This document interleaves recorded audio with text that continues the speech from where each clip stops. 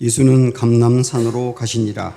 아침에 다시 성전으로 들어오시니 백성이 다 나아오는지라 앉으사 그들을 가르치시더니 서기관들과 바리새인들이 음행 중에 잡힌 여자를 끌고 와서 가운데 세우고 예수께 말하되 선생이여 이 여자가 간음하다가 현장에서 잡혔나이다. 모세는 율법에 이러한 여자를 돌로 치라 명하였거니와 선생은 어떻게 말하겠나이까?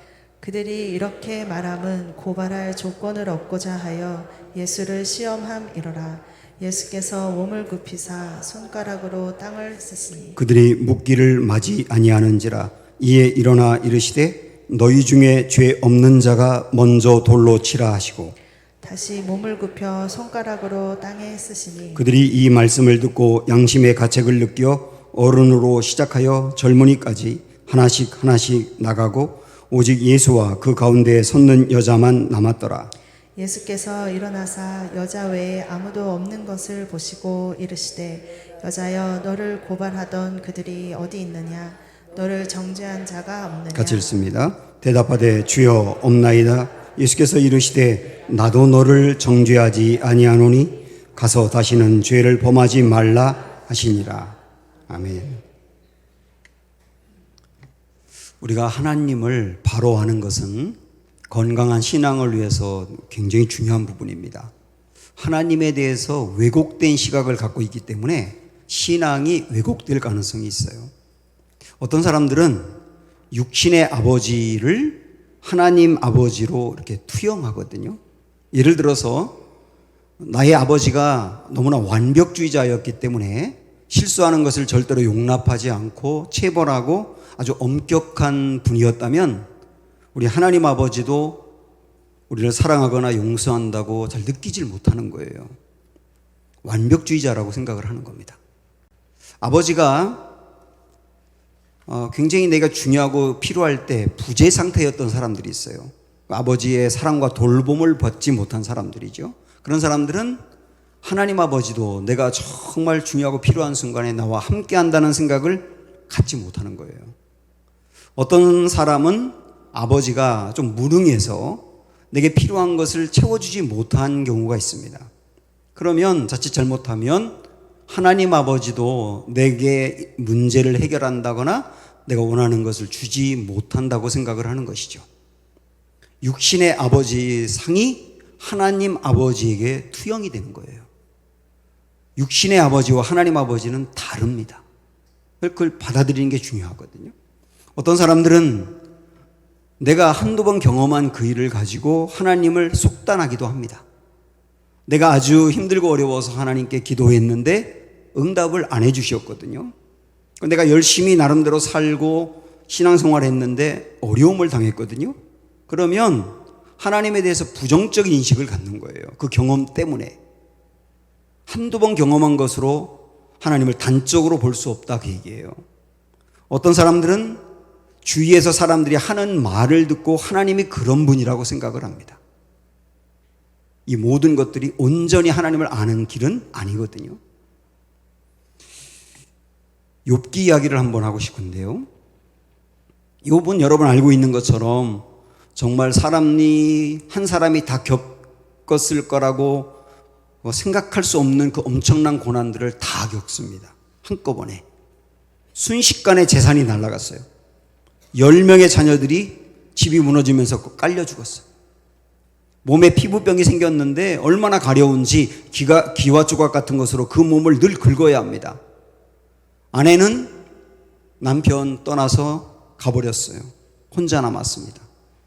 이 기가 막힌 고난을 한꺼번에 당하다 보니까 어떻게 한 사람이 이런 고난을 다 겪을 수 있냐라고 해서 욥은 실제 존재했던 인물이 아니라 어떤 가상적인 인물로 그린 것이다라고 보는 사람이 있을 정도로 실제 존재했지만 그만큼 어려웠다 그 말이죠. 그러나 욥은 여러분 아시는 것처럼 처음에 그 엄청난 고난을 겪었을 때도 믿음을 지켜나갑니다. 내가 이 땅에 올 때 빈몸으로 왔는데 그러면 주시는 분도 하나님이시고 거두어 가시는 분도 하나님이지 않느냐. 아주 의연하게 그 고난을 이겨냈거든요. 그러나 좀 시간이 지난 다음에 그의 마음이 완전히 무너지게 됩니다. 여러분 이 말씀을 한번 보실까요? 그는 하나님을 두고 욥이 이야기하는 겁니다. 그는 뜻이 일정하시니 누가 능히 돌이키랴. 그의 마음에 하고자 하시는 것이면 그것을 행하시나니 그런즉 내게 작정하신 것을 다 이루실 것이라. 이런 일이 그에게 많이 있느니라. 그러므로 내가 그 앞에서 떨며 지각을 얻어 그를 두려워하리라. 하나님이 나의 마음을 약하게 하시며 전능자가 나를 두렵게 하셨나니 이는 그 다음에 이렇게 말을 해요. 내가 두려워하는 것이 어둠 때문이나 흑암이 내 얼굴을 가렸기 때문이 아니로다. 여러분 이 마지막에 있는 말씀은 어떤 의미냐면 지금 내가 정말로 힘들고 두려운 것은 내가 당한 고난이 아니라는 거예요. 엄청난 고난을 당했는데도 나를 정말 힘들게 만들고 나를 두렵게 하는 것은 여기에 흑암이나 이런 거라고 그랬죠. 흑암, 어둠 이런 게 아니라는 거예요. 고난이 아니라는 거예요. 오히려 뭐라고 말하느냐면 맨 위로 올라가서 한번 다시 보세요. 앞쪽으로 가서 그는 하나님은 뜻이 일정하시니 누가 능히 돌이키랴. 하나님은 늘 한결같다는 겁니다. 맞는 말이죠 이거는. 그 다음에 그의 마음에 하고자 하시는 것이면 그것을 행하신다. 이것도 맞는 거죠. 하나님은 한번 계획하면 반드시 이루시지 않습니까? 그런데 그 다음에 보면 그런즉 내게 작정하신 것을 이루실 것이라. 이건 무슨 말이냐면 내가 이렇게 엄청난 고난을 당한 거 하나님이 계획한 대로 하는 거란 얘기예요. 하나님이 작정하고 계획한 대로 다 이루고 결국 나를 패망으로 몰아갈 거다. 하나님은 계획한 거 반드시 이룬다. 그러면서 이런 일이 그에게 많이 있느니라. 하나님은 그런 일을 많이 하신다는 거예요. 지금 욥이 하나님에 대해서 갖는 생각이 왜곡되어 있는 걸 볼 수 있죠. 하나님에 대해서 잘못된 생각을 갖고 있는 거예요. 그래서 그 다음에 그러므로 내가 그 앞에서 떨며 지각을 얻어 그를 두려워하리라 그랬는데요. 여기 지각을 얻는다는 말은 이런 것을 생각할 때마다 그런 얘기거든요. 그러니까 하나님이 계획한 것은 반드시 이루는데 하나님이 나를 완전 쳐서 나를 망하게 만들고 나를 결국 그것으로 끌어갈 거야. 반드시 그럴 거야. 하나님 그런 적이 많았거든. 그걸 생각할 때마다 두려움이 가득하다는 거예요. 원래는 욥은 하나님을 그렇게 생각하지 않았어요.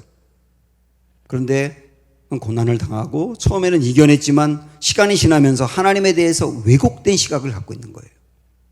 이렇게 하게 된 이유는 친구들이 찾아와가지고 욥을 위로한답시고 하는 말들이 욥에게 충고를 했거든요. 이런 말들을 했습니다. 욥, 너 생각해봐. 내가 이런 험악한 고난을 당하는 이유가 있을 거야. 분명히 그만한 죄를 졌기 때문일 거야. 그 죄 생각해서 회개해야 돼. 다른 친구도 나서가지고 야 괜히 이런 어려움을 당하겠니? 사람이 괜히 당하는 건 없어. 어떤 결과는 반드시 원인이 있기 때문이야. 너 이런 고난을 당하는 이유는 그만한 죄가 있기 때문이야. 그거 생각해야 돼. 이런 말들을 계속 화살을 쏘듯 가슴으로 쏘아대니까 급기야 욥의 생각이 바뀐 거예요. 하나님에 대해서. 하나님은 이런 분이구나. 결국 그래서 하나님에 대한 잘못된 시각이 욥이 당한 고난을 이기지 못하게 만드는 거예요. 훨씬 더 고난 때문에 낭망에 빠지게 만드는 겁니다. 여러분 이것을 보더라도 하나님에 대해서 바른 생각 갖는 게 얼마나 중요한지 아시겠죠? 혹시 여러분도 하나님에 대해서 욥처럼 생각하시나요? 하나님을 바로 알아야 합니다. 아주 중요한 일이에요. 하나님을 바로 아셔야 합니다. 이것은 열심을 내는 것보다 더 중요한 일이에요. 우리 예수님은 이 땅에 오신 이유가 여러 가지가 있는데 그 중에 아주 중요한 이유는 하나님을 바르게 보여주기 위함입니다. 하나님은 눈에 안 보이지 않습니까? 눈에 안 보이는 하나님을 보여준 분이 예수님이라고요. 예수님의 말씀과 예수님의 삶과 예수님의 사역은 고스란히 하나님이 어떤 분인지를 보여주고 있단 말입니다. 그래서 오늘 우리는 잘 알고 있는 간음하다가 잡힌 여인에 대해서 예수님이 어떻게 이 문제를 끌어가시는지를 보면서 하나님이 어떤 분인지, 하나님의 마음은 어떤지 오늘 이 시간 우리가 알기를 원합니다. 어쩌면 여러분에게 맞이죠. 만약에 어떤 사람이 당신 교회 다니고 기독교 믿는데 기독교에 대해서 나한테 좀 알려줄래요? 기독교가 어떤 종교입니까? 이렇게 묻는다면 오늘의 이 말씀을 요약해서 들려줘도 좋다고 생각을 합니다. 그래서 기독교가 어떤 것인지에 대한 본질과 속사를 그대로 보여준다, 이렇게 생각할 수 있어요. 그런 마음을 갖고 한번 가보도록 하죠. 자, 1절에 보시면 예수는 감람산으로 가시니라. 우리가 7장에서 쭉 보았습니다마는 초막절이라고 하는 절기거든요. 지금 초막절 절기에 예수님은 예루살렘 성전에 계셨고 거기서 많은 사람에게 말씀을 전했는데, 어떤 사람들은 예수님을 환대하면서 그리스도라고 하기도 했지만 많은 사람들이 예수님을 부정하고 잡으려고 하기도 하고 심지어는 죽이려고 하는 사람까지 있었어요. 그들 사이에서 시달리면서 하루가 끝난 겁니다. 사람들은 집으로 돌아가고 예수님은 이때 어디로 갔느냐면 감람산으로 갔답니다. 사람마다 다 좋아하는 장소가 있는데 예수님은 예루살렘에 올 때마다 좋아하는 장소가 감람산이거든요.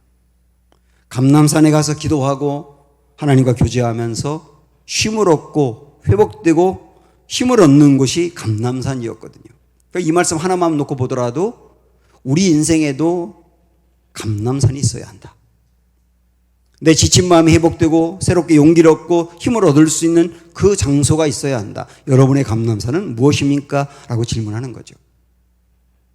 감람산에서 우리 예수님은 힘을 얻은 다음에 그 다음 하루가 지나서 그 다음 날 성전으로 다시 올라가셨어요.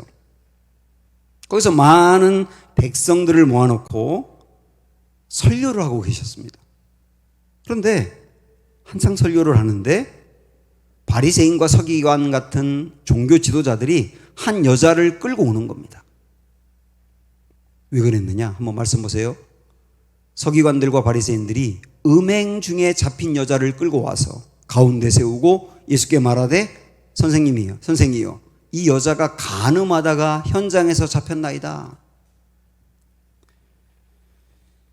여기서 간음이라고 하는 단어는 헬라어에서 결혼한 기혼자들이 범할 때 쓰는 용어예요. 그러니까 여기 이 여자는 틀림없이 배우자가 있고 이미 결혼한 사람이거든요. 그런데 음행을 저지른 겁니다.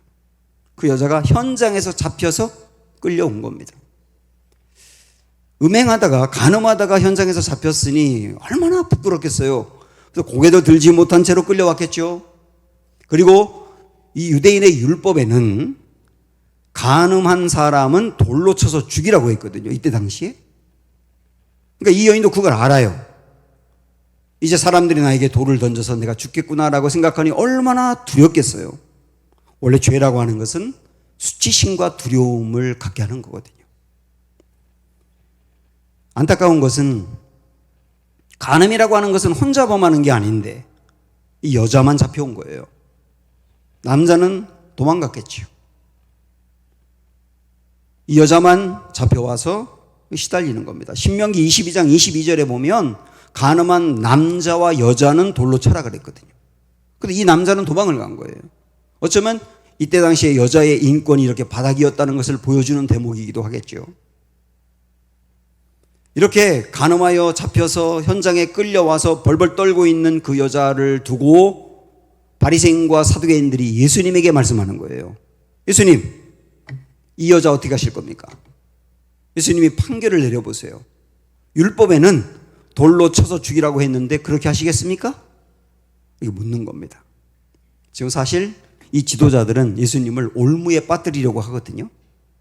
예수님이 평소에 사랑과 용서를 강조했기 때문에 이 여자를 돌로 치라 그러면 예수님이 평소에 말씀한 것에 위배되지 않습니까?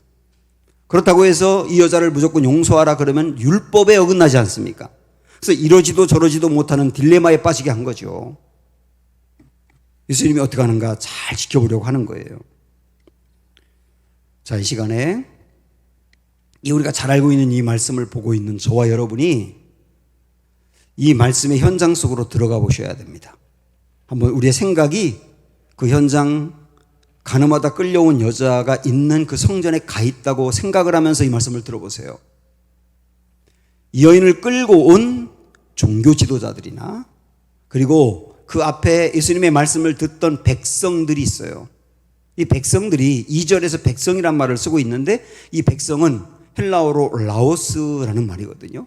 라오스는 율법을 잘 지킨다고 자부하는 사람들을 이야기하는 거예요.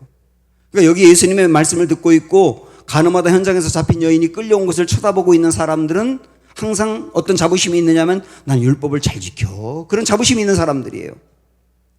그런 사람들은 종교 지도자들이나 이 사람들은 예수님이 이 여인에 대해서 어떻게 판결하는가 거기에도 관심이 있지만 자기들 마음속으로 이미 이 여인에 대해서 판결을 하는 거죠.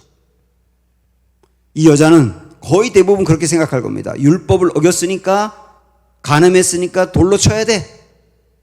개 중에 어떤 사람은 어떻게 그래도 율법이 아무리 그래도 어떻게 사람을 돌로 쳐서 죽여 기회를 주고 용서해 줘야지. 더러 그렇게 생각하는 사람이 있을지 몰라요. 이들만이 아니라 이 말씀을 보고 있는 저와 여러분도 다 지금 판단하고 있거든요. 여러분도 판단하시죠. 이런 사람, 간음한 이런 사람은 우리 율법에는 뭐 돌로 쳐라 그런 건 없지만 반드시 제재를 가해서 벌을 받게 하고 수치심을 당하게 하고 문제가 있으니까 이거에 대한 응당한 대가를 지불하게 해야 돼. 이렇게 생각하는 사람도 있고 어떤 사람은 그 너무 가혹하니까 그래도 조금 다시 소생할 수 있는 기회를 줘야 돼. 다 이렇게 우리가 이 사건에 대해서 나름대로 판단하고 있단 말이에요. 여러분 어떻게 판단하세요? 여러분 입장이 뭡니까? 여기에 여인을 끌고 온 종교 지도자나 여기에 있는 라오스들이나 그리고 이 말씀을 듣고 있는 여러분 모두 다 지금 다 한결같이 제3자의 입장에서만 보고 있는 거예요. 제3자의 입장에서 판단을 한단 말이죠. 요즘 우리 선생님들 교권이 무너진 것 때문에 언론에서 계속 보도가 되고 있지 않습니까? 서초구의 어떤 선생님이 자살을 하면서 이게 촉발이 된 건데 그 사건들을 보면서 여러분도 전부 다 제3자 입장에서 판결을 하잖아요. 우리 사이에 어떤 문제가 생길 때마다 이건 이렇게 해야 돼, 이건 이렇게 해야 해결돼 라고 판단을 전부 다 하고 있지 않습니까? 우린 전부 다 이런 일이 생길 때마다 제3자 입장에서만 본다니까요. 우리 예수님이 그렇게 제3자 입장에서 판결하는 사람들에게 뭐라고 하셨을까요? 이게 굉장히 중요한 말씀이에요.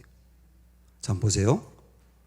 그들이 이렇게 말하면 고발할 조건을 얻고자 하여 예수를 시험함이라라. 예수께서 몸을 굽히사 손가락으로 땅에 쓰시니 그들이 묻기를 맞이하는지라. 예수님이 뭔가 손가락으로 땅에 쓰셨어요. 사람들이 이게 관심이 있어요, 지금. 뭐라고 썼을까? 그래서 막 주석 같은 데 보면 이렇게 썼을 거다라고 막 사람들이 해석해. 그 중에는 너나 잘하세요. 그렇게 쓴 다소 설득력 있는 얘기도 있어요. 이런 얘기들이 막 있다고 하는데 이 성경에서는 뭐라고 썼는지에 대해서 명시적으로 얘기 안 했으니까 우리 관심은 그건 아니에요. 중요한 게 뭐냐면 그 다음 보면 이에 일어나 이르시되 너희 중에 죄 없는 자가 먼저 돌로 치라. 이 부분이거든요. 예수님의 말씀은 죄 없는 자가 먼저 돌로 치라. 이렇게 말씀하신 거예요. 자, 예수님의 이 말씀을 제가 조금 자세하게 풀어서 말씀드리면 이런 내용 아닐까요? 여러분은 이 문제를 3자의 입장에서만 봅니다. 판결자의 입장에서만 봅니다. 제3자가 아니라 바로 이 여인에게서 나를 보십시오. 그러는 거예요. 이 여인에게서 나를 보십시오. 3인칭 시점에서 볼 것이 아니라 1인칭 시점으로 이 문제에 접근해 보세요. 객관적으로 제3자의 판단자의 입장에서 이 여자는 돌에 맞아야 돼, 아니 용서받아야 돼, 이렇게 판결할 것이 아니라 이 여인을 보면서 나의 모습과 나의 죄와 나의 헝클어진 모습과 숨겨져 있는 나를 보라는 거예요. 이 주님의 말씀이거든요. 그래서 오늘 이 요한복음 8장에 있는 이 말씀을 접근하는 여러분도 모두 다 저를 포함해서 이 여인에게서 현재 나를 보셔야 되는 겁니다. 이게 굉장히 중요합니다. 지금 나를 보셔야 된다고요. 예수님이 죄 없는 자가 돌로 치라 이렇게 말씀하신 것은 풀어서 이야기하면 이런 의미가 또 있어요. 좋습니다. 율법대로 집행합시다. 이 여인은 돌로 치는 게 맞습니다. 그런데 조건이 있습니다. 누가 심판관이 될 겁니까? 누가 돌로 칠 겁니까? 돌로 칠 수 있는 사람은 조건이 있습니다. 죄를 지은 적이 없어야 합니다. 그 사람이 있으면 나와서 쳐보세요. 그렇게 말씀하신 거거든요. 결국은 전부 다 제3자의 입장에서 이 여자는 돌에 맞아야 돼, 어떻게 해야 돼, 어떻게 해야 돼 라고 생각하는 사람들에게 우리 예수님은 말씀은 당신은요, 당신을 보세요. 당신을 보세요. 돌을 들고 있는 당신을 보세요. 당신이 돌에 맞을 사람은 아닌가요? 이렇게 자기를 바라보게 한 거죠. 오늘 우리도 똑같이 이 시선을 가지고 말씀 속에서 나를 보셔야 된단 말입니다. 이 나를 정확히 보지 않고는 그 다음 말씀이 진행이 안 돼요.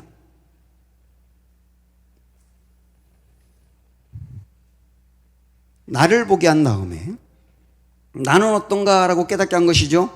그러니까 돌을 들고 있던 사람들이 다 돌을 내려놓은 거예요. 거기에 돌 던져서 칠 만한 사람이 아무도 없는 거죠. 본인들이 다 알거든요. 나는 돌을 던질 만한 사람이 아니라는 걸요. 그래서 그 다음 어떻게 됐습니까? 다시 몸을 굽혀 손가락으로 땅에 쓰시니 그들이 이 말씀을 듣고 양심의 가책을 느껴 어른으로 시작하여 젊은이까지 하나씩 하나씩 나가고 오직 예수와 그 가운데 섰는 여자만 남았더라.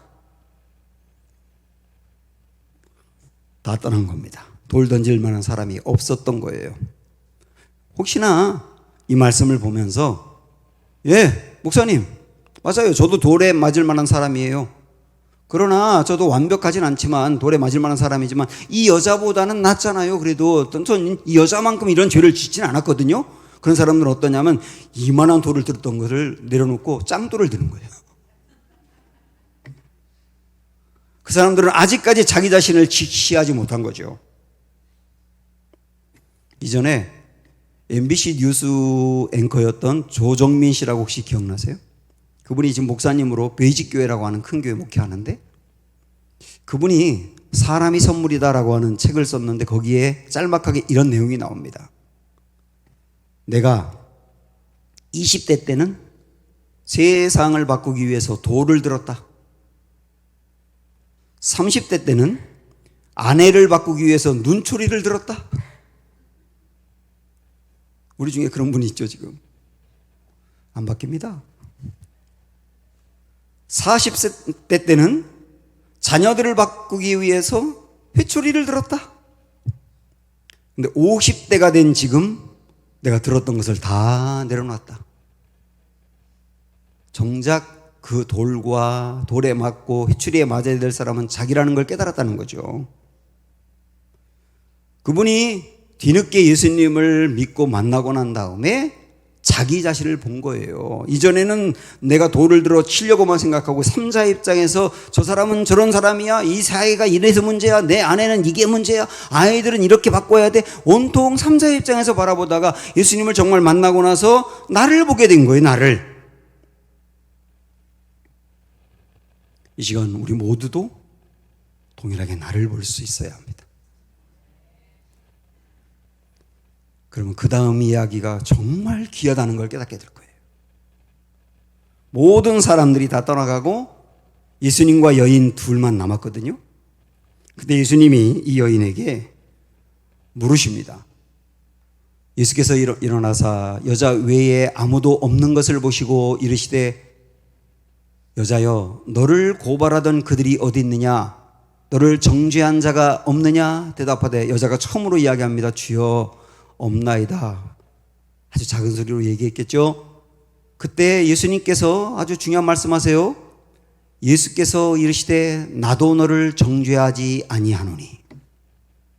자, 이 부분 나도 너를 정죄하지 아니하노니 이 말씀 잘 생각을 해보셔야 돼요. 일단 정죄라는 말이 뭐냐? 징계와 정죄는 다르거든요. 징계는 죄를 지은 거에 대해서 벌을 내리는 거예요. 벌을 내리면 끝이에요. 근데 정죄는 뭐냐? 죄를 지은 사람을 단죄해 버리는 겁니다. 그 사람을 완전히 버리는 거예요. 버리는 거. 하나님이 만약에 징계한다 그러면 우리가 죄 지은 거에 대해서 벌을 내리시고 끝날 겁니다. 근데 하나님이 정죄한다 그러면 하나님과 우리 관계를 끊어서 멸망받는 사람으로 만들 거예요. 그게 정죄거든요. 우리 예수님이 나도 너를 정죄하지 않는다 그랬어요. 여러분 생각을 해보면 이 여자를 정죄할 수 있는 유일한 분은 예수님밖에 없어요. 왜냐? 죄 없는 자가 돌로 치라고 했지 않습니까? 죄 없는 분은 예수님밖에 없잖아요. 그래서 예수님이야말로 이 여인에게 돌을 던질 수 있는 분이고 정죄할 수 있는 유일한 분이세요. 그런데 우리 예수님이 그러는 겁니다. 나 너를 정죄하지 않아. 너 그런 죄를 졌다고 해서 내가 너를 완전히 끊어서 버리지 않아. 오늘 이 말씀을 보면서 나를 보시고 나도 나의 죄가 어떤지를 생각하신 분이 있다고 한다면 오늘 주님이 우리에게도 말씀하시는 거예요. 나 너를 정죄하지 않아. 그렇다고 해서 정죄하지 않는다고 해서 이 여인의 죄를 없는 것처럼 생각한다는 얘기가 아니에요. 그러면 큰일이죠. 이 여인이 엄청난 죄를 졌는데 그냥 없는 셈 치고 그냥 지나가자 우리 이러는 게 아니란 말이에요. 만약에 여러분의 자녀들이 큰 죄를 졌는데 야야 없는 것처럼 그냥 덮고 가자 이러면 그 아이 망치잖아요. 아이들이 요즘 촉법소년들이 촉법소년 그 아이들이 자기가 촉법소년은 이 법으로 제재를 받지 않는다는 거 다 알아가지고 걔들이 죄를 저지르거든요. 그리고 잡히면 뭐라고 말하냐면 저 촉법소년인데요. 이거 어른들이 우려하잖아요. 왜 우려하는 겁니까? 이 아이들이 어릴 적에 분명히 죄를 짓고도 그게 어떤 벌을 받지 않으니까 이런 거 해도 괜찮다고 생각을 하는 거예요. 그럼 그 아이들이 갈수록 더 죄가 커질 거 아닙니까? 틀림없이. 나중에 뭐가 되겠어요, 걔들이? 우리 어른들이 걱정하는 건 그런 거 아닙니까? 분명히 잘못한 것을 덮고서 없는 것처럼 지나가는 건 안 되는 거거든요. 그래서 이 여인에게 우리 예수님이 나도 너를 정죄하지 않는다는 말이 그냥 너 간음을 범했지만 그냥 없었던 일로 하자. 이런 말이 아니라고요. 그러면 예수님의 이 말씀의 깊은 뜻은 뭐냐? 반드시 정죄를 받아야 되는데 돌에 맞아야 되는데 우리 예수님이 이렇게 말씀하시는 거예요. 오늘 말씀의 제목처럼 그 정죄 내가 받을게. 죄를 없다고 생각하는 게 아니라 이 죄에 대해서 정죄를 받아야 되는데 반드시 정죄가 있어야 공인데 이 정죄를 내가 받을게. 정죄를 받을 만한 분이 아니고 정죄할 만한 유일한 분인데 그 정죄를 예수님이 받겠다고 그 정죄받아야 될 이 여인을 살려주겠다고 말씀하시는 거거든요. 이 대목은. 결국은 이 말씀으로 본다면 예수님이 앞으로 행하실 십자가를 미리 말씀하는 거예요. 십자가가 뭡니까? 정죄받고 돌에 맞아야 될 사람을 대신해서 정죄받을 이유가 없고 정죄할 만한 유일한 분인 예수님이 정죄받은 게 십자가지 않습니까? 십자가는 예수님이 정죄받은 자리예요. 예수님이 돌에 맞은 자리라고요. 모든 사람이 받아야 될 정죄를 예수님이 받은 자리가 십자가라고요. 우리는 바로 이 대목에서 하나님을 알아야 되는 겁니다. 기독교의 속사를 발견해야 되는 겁니다. 내 죄가 무엇인지를 정확하게 깨닫고 내 죄가 정죄받을 만큼 크다. 그런데 그 정죄를 예수님이 대신 받았다. 그래서 내가 정죄받지 않고 살 길이 열렸다. 이 일을 하라고 우리 하나님이 예수님을 보내셨다. 이게 기독교다. 이게 하나님이다. 이걸 하는 게 중요하단 말이에요. 이것만이 아닙니다. 예수님이 그 정죄 내가 받을게 라고 하신 말씀에서 조금 더 생각을 해보면 이런 것도 깨닫게 됩니다. 이 여자가 간음을 했는데 어떤 남자와 둘이 간음을 했거든요. 근데 그 남자는 지금 도망을 갔어요. 그건 다르게 말한다면 자기 살겠다고 이 여자만 잡히게 한 거거든요. 이 여자를 버린 거예요. 이 여자 혼자 잡혀와가지고 남자들이 잔뜩 있는 곳에서 그 남자들이 벌레 씹듯 이 여자를 쳐다보고 있고 비난하고 조롱하고 성난 그 눈빛으로 쳐다보고 있는 이때 이 여자가 얼마나 외롭겠어요. 이 남자는 자기가 나서서 내가 죄를 졌습니다. 이 여자를 내가 유혹해서 이 간음을 범했습니다. 제가 맞을 테니 이 여자는 살려주세요. 이렇게 해야지 맞는 거잖아요.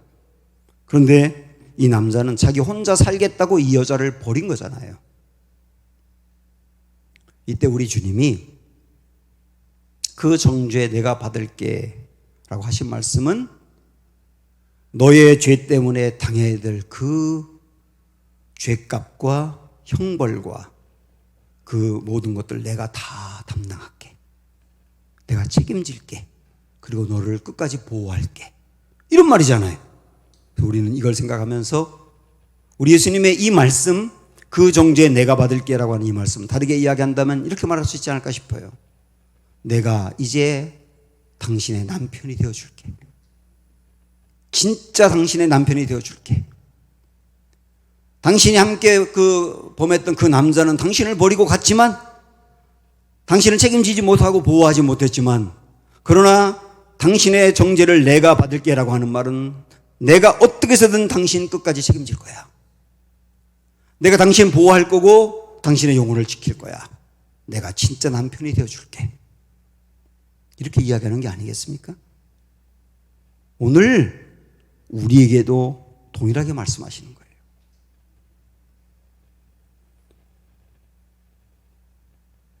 제가 여기서 말씀을 끝내려고 했는데 개운하지 않은 게 하나 있어요. 요걸 해결하고 가야 돼. 뭐가 개운하지 않나요? 여러분 개운하지 않은 게 하나 있지 않으세요? 아니 그럼 이 여자는 엄청난 죄를 졌는데 예수님이 그 정죄를 대신 받겠다. 그거 대단한데 그럼 이 여자를 그냥 그렇게 풀어주면 또 그 짓 하지 않을까요? 이게 생각이 나니까 개운치가 않은 거예요. 그럴까요? 예수님이 11절 마지막에 그래서 이 말씀을 하십니다. 가서 다시는 죄를 범하지 말라. 가서 다시는 죄를 범하지 말라. 순서가 중요합니다. 우리는 누가 잘못하면 죄를 범하지 마. 그러면 내가 용서해 줄게. 이렇게 나가는데 우리 주님은 먼저 용서하고 그 정죄 예수님이 받겠다고 하고 그 다음에 그러니까 죄 짓지 마. 이렇게 나가는 거거든요. 순서가 중요해요. 순서가. 결국 이렇게 정리할 수 있습니다. 예수님은 이 여인이 범한 죄가 얼마나 심각한지를 깨닫게 했어요. 돌에 맞아야 될 정도로 정죄받아야 될 죄거든요. 오늘 우리에게도 이 말씀을 보고 있는 우리에게도 우리 자신을 보게 했습니다. 우리 자신도 정죄받아야 될 사람이고 이 여인과 크게 다를 바 없다는 것을 정말 깨달았어요.